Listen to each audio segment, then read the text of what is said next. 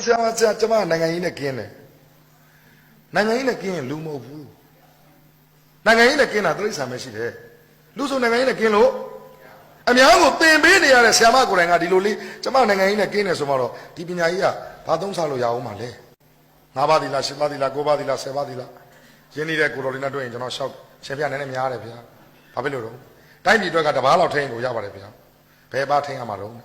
အဒိဏဒါနာဝေဒမနိသိက္ခာပဒသမာရိယာမိတိုင်းပြည်ပစ္စည်းမခိုးဝင်ကိုကောင်းလာပါပြီဗျာကိုတော်ကတော့တခိုးကြီးပဲချက်လည်းမရှိဘူးလာစာ9သိန်းလာစာလေးက9သိန်းစီးတကသိန်း900တန်းတယ်နေတဲ့ညာသိန်း9000ဘဏ်ထဲမှာသိန်း9000ကုမ္ပဏီက9ခုဘယ်ရရသူတို့ဘာမှမသိတာကိုအပြစ်မပြောနဲ့ကျောင်းကဆရာမကိုယ်တိုင်ဘာမှမသိဘူးဘာမှမသိလို့ဆရာမအဲ့စကားပြောနေတာလေဆရာကျမနိုင်ငံရေးနဲ့ကင်းတယ်နိုင်ငံရေးနဲ့ကင်းရင်လူမဟုတ်ဘူးနိုင်ငံရေးနဲ့ကင်းတာတိရစ္ဆာန်ပဲရှိတယ်လူဆိုနိုင်ငံရေးနဲ့ကင်းလို့အများကိုသင်ပေးနေရတဲ့ဆရာမကိုယ်တိုင်ကဒီလိုလေးကျမနိုင်ငံရေးနဲ့ကင်းတယ်ဆိုမှတော့ဒီပညာကြီးကဘာသုံးစားလို့ရအောင်မလဲဥနေဝင်းလက်ထက်ကထက်ခဲ့တဲ့ဂျင်းဘတ်ကြီးဥနေဝင်းလက်ထက်ကထက်တဲ့ဂျင်းဘတ်ကြီးကိုဒီနေ့ဒီချိန်ထိလူတွေကြောက်ရွံ့တုံလို့ဒါကိုဒေါအောင်ဆန်းစုကြည်တက်နေတယ်မှာဖြေပေးနေပါတယ်ဒါပေမဲ့ဒေါအောင်ဆန်းစုကြည်စကားသူတို့နားတော့အပြစ်ရောက်ပုံမရဘူးဝန်ထမ်းတွေကနိုင်ငံရေးနဲ့မပတ်သက်ရဘူးဆိုတော့မှားတယ်လို့ဒေါအောင်ဆန်းစုကြည်ပြောပြီးသားနော်ကိုရုံးကိုသွားပြန်လာရင်ကိုကြိုက်တဲ့ပါတီကိုအားပေးဝင်းရတိုက်တာလို့ကိုလို့တော့မထိခိုက်စေနဲ့ပြောပြီးသားသို့တော့ဂျင်းဘက်ကထည့်ထားတဲ့ဂျင်းဘက်ကဒါကြည့်တော့ထားပါတော့ဆရာဆရာမတွေကိုကျွန်တော်အပြပြောသလိုဖြစ်ပါလိမ့်မယ်တကယ်တော့လည်းကျွန်တော်ကပြောချင်တာပါနော်ဆိုတော့ဒီဆရာဆရာမတွေကိုတိုင်ကနိုင်ငံရေးကိုနားမလည်ပဲနဲ့ဒီကလေးတွေကိုဗာသင်ပေးမှာတော့ကျွန်တော်အများကြီးပြောတဲ့စကားရှိတယ်ဗိုလ်ချုပ်အောင်ဆန်းဖြစ်လာမဲ့ထိန်လင်းလေးသာခင်ဗျားတို့လိုဆရာဆရာမတွေနဲ့သင်ခဲ့ရရင်ဒီနိုင်ငံလွတ်လိုက်မရဘူးဟုတ်တယ်နော်တခင်ကိုလိုမိုင်းလိုဆရာမျိုးဒီလိုဥပချိုလိုဆရာမျိုးဥရဇတ်လိုဆရာမျိုးနဲ့တွေ့ကြလို့ရဲရဲတောက်အောင်ဆန်းဖြစ်လာတာနော်မာကျော်တဲ့တန်ချောင်းအောင်ဆန်းဖြစ်လာတာနော်ထားပါတော့ဗျာဒါတွေကပုဂ္ဂိုလ်ရေးဆာမာတယ်တဖြည်းဖြည်းနဲ့တော့ပြင်ရမှာပေါ့နော်တိုင်းပြည်မှာဆရာဆရာမတွေရဲ့ခန်းကဏ္ဍအင်မတန်အရေးကြီးတယ်ဗျနော်ဒါလည်းထားလိုက်ပါတော့အဲ့တော့ကျွန်တော်နိုင်ငံရဲ့ပညာရေးသည်ကျွန်တော်နိုင်ငံရဲ့အခြေအနေသည်သာသာပြောတဲ့ပညာကောင်းကောင်းမတတ်ဘူးအဲ့ဒီပညာရေးမှာနောက်ထပ်တစ်ခုမပါတာပါလေစာပေအမှုပညာမပါဘူးစာကြည့်ဓာတ်အသုံးချတဲ့ပညာရေး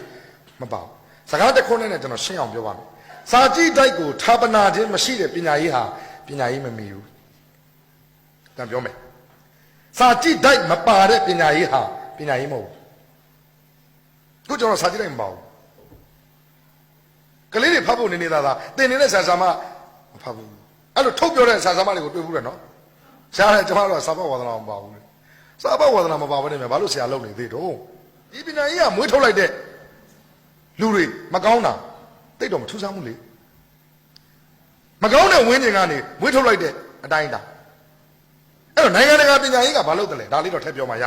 ဟာခင်ဗျာကျွန်တော်တို့တော့အပြစ်ပြောသွားပြီးတော့နိုင်ငံတကာမှာဘယ်လိုလုပ်တယ်လဲလွယ်လေးအများကြီးတော့မပြောနိုင်တော့ဘူး KG + 12တဲ့နဲ့မူလတန်း6နှစ်အလယ်တန်း4နှစ်ထက်တန်း2နှစ်6 4နှစ်12တန်းတော်ရှင်းတယ်တကယ်ကအင်္ဂါဘလို့ကြလာပြီးစားတယ်တင်ညာရှိတာတွေတင်တယ်တောက်ကြနေမှာစာကြည့်တိုက်ကိုတွားတယ်စာကြည့်တိုက်ကနေစာအုပ်တအုပ်အတန်းနဲ့လျော်ညီတဲ့အသက်နဲ့လျော်ညီတဲ့စာအုပ်တအုပ်ဘယ်နေလဲတောက်ကြယူသွားစနေဖတ်တနေ့ကနေဖတ်တနေ့လာနေမှာအဲ့ဒါကို workshop လုပ်တယ်တယောက်ချင်းပြောဆရာမတယောက်ချင်းဆွေးနေတယ်အဲ့ဒီစာအုပ်ထဲမှာပါတဲ့သင်္ကန်းသားတွေကိုတယောက်ချင်းဆွေးနွေးပြီးတော့အယူအဆအတွေးခေါ်လွဲနေတဲ့လူတို့တယောက်ချင်းတက်ပြီးတကယ်တော့ဒါကျွန်တော်အသေးစိတ်ပြောရမှာဒီမှာမပြောနိုင်တော့ကျွန်တော်နိုင်ငံမှာကျတော့စာဖတ်ဖို့အချိန်မရှိဘူးလို့ပြောတယ်စာဖတ်ဖို့အချိန်မရှိဘူးကျောင်းမှာလည်းစာကြည့်လိုက်မရှိဘူးနိုင်ငံကလည်းပံ့ပိုးပေးနိုင်ခြင်းမရှိဘူးထားလိုက်တော့အဲ့တော့သူတို့နိုင်ငံမှာစာဖတ်တယ်ဆိုတာဒီအဲ့ဒီစာဖတ်ခြင်းကနေသင်ကြားပေးတယ်ချုပ်လိုက်မယ်တစ်ပတ်ကိုတစ်အုပ်တစ်လမှာ4အုပ်တစ်နေ့မှာ10လဆိုတော့အုပ်40စနေတန်းဆိုတော့စနေလေးလီ48အုပ်480သူတို့နိုင်ငံမှာမူလာရအလယ်တန်းအထက်တန်းပြီးတဲ့ကျောင်းသားတိုင်းဟာစာအုပ်ပေါင်း400ကျော်ကိုဖြတ်တန်းပြီးတဲ့ဖတ်ပြီးတဲ့ကလေးတွေကြီးပဲတိုင်းပြည်ရဲ့နိုင်ငံရေးကြောင်းလည်းသိတယ်လူမျိုးရေးကြောင်းလည်းသိတယ်စီးပွားရေးကြောင်းလည်းသိတယ်ပထဝီအနေထားလည်းသိတယ်လက်ပလောင်းတောင်ကြောင်းလည်းသိတယ်အေယာဝတီမြစ်ကြောင်းလည်းသိတယ်ရန်ကုန်မန္တလေးအမြန်လမ်းမကြီးကြောင်းလည်းသိတယ်လူပတယောက်တည်တယ်ဆိုတာလည်းသိတယ်ဘယ်ပါတီတွေကတိုင်းပြည်ကိုအုပ်ချုပ်နေတယ်ဆိုတာလည်းသိတယ်ဘယ်ပါတီကအတိုက်ခံဆိုတာလည်းသိတယ် ဘယ်ဖွဲ့နေရတဘုံဆိုတာလည်းသိတယ်ကျွန်တော်နိုင်ငံကတော့တင်လိုက်တယ်ဒါတော့ကျွန်တော်ခုနပြောတာတင်နေတာလားတတ်နေတာလားနှစ်ချက်ကျွန်တော်ဒီကုန်းချုပ်ပါမယ်နောက်မှဆရာချုံညိုရှိပါတယ်ကျွန်တော်ကဝင်40ယူတယ်ဟိုကောင်တွေကငါဥက္ကဋ္ဌတရားယူတော့ပဲလိုင်းကျေကောက်ဖို့တော့ပဲစဉ်းစားတဲ့စကားမှုတွေအများကြီးပေါ်လာပါတယ်ကလေးတွေရဲ့ပညာပါတယ်အဲ့ဒီအချက်တွေကအခုဒီကနေ့လူမှုအဝန်းဝိုင်းကိုပေါ်ပေါက်စေပါတယ်အဲ့ဒီလိုဘာမှမတင်ခဲ့ရတဲ့အတွက်ခပ်ပေါ်ပေါ်ဆရာဝန်တွေအရေပြာမဲ့တဲ့ဆရာဝန်တွေပေါ်ထွက်လာပါတယ်လက်ပေးလိုက်ယူအင်မတန်လှုပ်လို့တဲ့တရားသူကြီးတွေပေါ်ထွက်လာပါတယ်ပြည်သူကိုမဆောက်ရှောက်ပဲလိုင်းကျေကောက်ဖို့တော့ပဲစဉ်းစားတဲ့စကားမှုတွေအများကြီးပေါ်လာပါတယ်ကလေးတွေရဲ့ပညာရေးကိုဆောက်ရှောက်မယ်ဆိုတာကျူရှင်တင်မို့လို့စိတ်ဝင်စားတဲ့ကျောင်းဆရာမကြီးတွေဆရာမတွေအများကြီးပေါ်လာပါတယ်တိုင်းပြည်ကိုအာဏာသိမ်းပြီးတော့ဗိုလ်ချုပ်ဘုလောက်စဉ်းစားတဲ့စစ်ဗိုလ်တွေအများကြီးပေါ်လာပါတယ်ကျွန်တော်မြတ်တောင်ပြောနေတာမကောင်းတဲ့ပညာရေးကနေမွေးဖွားပေးလိုက်တဲ့လူတွေဖြစ်တဲ့အတွက်အားကိုးစရာလူမယ်မယ်ရရမရှိတော့ဘဲနဲ့ညီတူမြတူပျက်စီးတဲ့ဝင်းကျင်ကြီးတစ်ခုပေါ်ပေါက်လာပါတယ်ဒီနိုင်ငံကိုဥဆောင်ပြီးတော့ဖျက်သွားတဲ့လူရဲ့အုံနောက်ကတော်တော်ကောင်းတယ်ဗျငါဥက္ကဋ္ဌတရားယူမယ်မင်းတို့ကောင်းနေတရားမယူနဲ့ဒါဆိုအဲ့လူသက်ဆိုးမရှိဘူးဘယ်ကောင်းလက်ချက်နဲ့သေမှမသိအဲ့လူသေမှာဒါပေမဲ့ तू တအားတော်တယ်ငါဥက္ကဋ္ဌတဲ့တရားယူမယ်တဲ့မင်းကဒုဥက္ကဋ္ဌ85ယူတယ်မင်းကအတွင်းမှု90ယူတယ်ဟိုကောင်တွေကအဖွဲ့ဝင်40ယူတယ်ဟိုကောင်တွေကအသင်းသားတွေ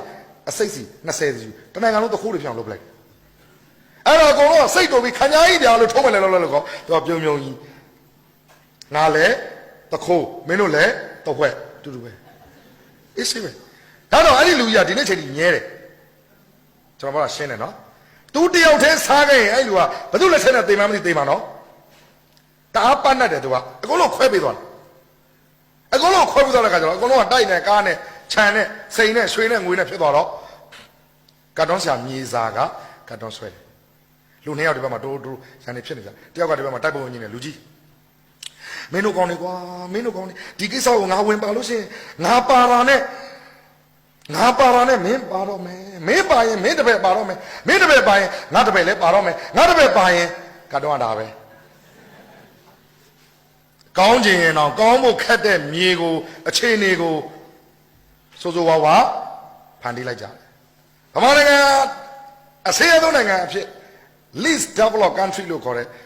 အစေအဆုံးနိုင်ငံအဖြစ်ကြော်ညာခံခဲ့တယ်1980ခွန်အောက်တိုဘာလ29နောက်မကြဘူး88ဖြစ်တယ်ကျွန်တော်15နှစ်အဲ့တော့ကမ္ဘာဆင်းဆုံးတယ်အခုနှစ်20အစိတ်ကြာပြီးတော့ဝန်တာကြတဲ့တင်ကြမင်းတို့နိုင်ငံကမ္ဘာဆင်းဆုံးနိုင်ငံမဟုတ်တော့ဘူးဟာမင်းသားကျောင်းနိုင်ငံဘာဖြစ်သွားလဲမင်းတို့နိုင်ငံကမ္ဘာဆင်းဆုံးနိုင်ငံမဟုတ်တော့ပါဘူးမင်းတို့နိုင်ငံအခု LDC မဟုတ်တော့ပါဘူးတဲ့ဘယ်ကဏ္ဍမှာမှမအောင်မြင်တဲ့အရာရာတွင်းဆုံးကြနေတဲ့ fail state အကုသိုလ်နိုင်ငံကြီးဖြစ်သွားပါပြီခုကျွန်တော်တို့နိုင်ငံကအရာရာတွင်းဆုံးကြနေတဲ့အကုသိုလ်နိုင်ငံဟာဒီလိုငဘောစာအုပ်တွေမဖတ်ပါနဲ့ကျွန်တော်အဖေတော့ဒီနေ့ညနေ6 နာရီမှာပဲကွယ်လွန်သွားပါပြီဗျာဟာတဲ့သူများဖေးသေးတာကြီးစရာလားခင်ဗျားဗျာသူများဖေးရဲ့နာရီကိုခင်ဗျားဘာဖြစ်လို့ဟာပေးရတာလဲဗျာပြီးတော့ तू ကပေးတယ်လို့ပေးတယ်ကွာဒါပဲတဲ့ဒါပဲဆိုဆဲတာနော်ကျွန်တော်ပါးစပ်ကမထွက်လို့ဒါပဲဆိုဆဲတာမင်းမတင်းတန်းကိုလိုက်သွားတရောင်းစားဟာအကောင့်ကြည့်လိုက်တော့လူပုံမပါဘူး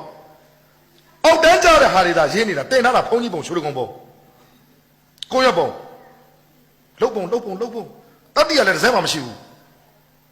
အဲ့တော့ကျွန်တော်တိုင်းပြည်ကျွန်တော်နိုင်ငံရဲ့အနေအထားအဲ့တော့ခုနကျွန်တော်ဆက်ချင်တဲ့ဟာကိုလာပြီ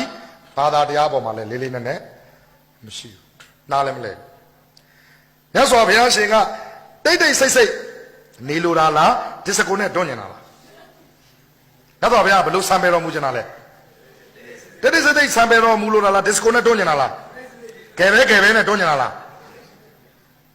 စုံညာပေါက်ကွဲဗျာဘာမှကောက်ကျဆရာတော်ဖေးရမိန်တယ်ရှက်ဖို့ကောင်းတယ်ကွယ်တဲ့မင်္ဂလာပေါင်းဖွင့်တဲ့ခြင်းနဲ့ဘုန်းကြီးကြောင့်ဖွင့်တဲ့ခြင်းတူတူပဲဘုန်းကြီးတိတိလင်္ကာမှာနေခဲ့ဖို့ပါတယ်တဲ့ဓမ္မတေးပါလူတွေရဲ့ကာယဝါဒကိစ္စကလူတွေရဲ့ကိစ္စပါခုတော့တို့နိုင်ငံဘုန်းကြီးကြောင့်ဖွင့်တဲ့ခြင်းနဲ့ဓမ္မကြောင့်ဖွင့်တဲ့ခြင်းရက်ကွက်ထမှာဖွင့်တဲ့ခြင်းတူတူပဲဘုံကထိန်လဲတာအိုးစုံညာပေါက်ကွဲလက်ကျစစ်စုလဲတာပို့ဆိုးသေးခြေသုံးကိုတော်ကြီးကဖြူဖြူကျော်သိန်းနဲ့အလဲကနေနေခံတော်နဲ့